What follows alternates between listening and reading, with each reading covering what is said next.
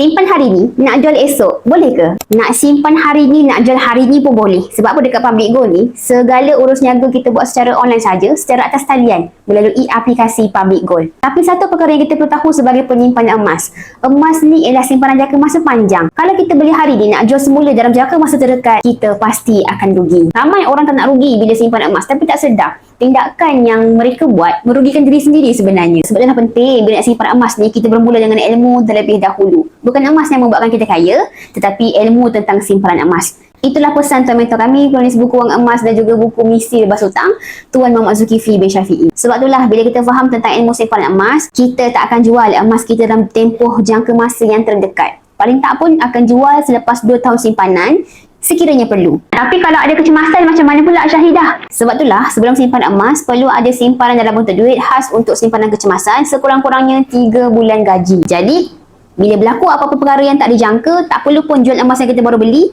boleh guna sahaja simpanan kecemasan yang telah kita peruntukkan. Nak beli emas, nak simpan emas, boleh je beli dekat mana-mana. Tetapi sekiranya nak jadi penyimpan emas yang berilmu, kaya dan berjaya dengan simpanan emas, boleh sertai kami Public Gold dalam rangkaian G100. Nak mulakan simpanan emas, boleh rujuk video di profil, saya bantu sebaiknya.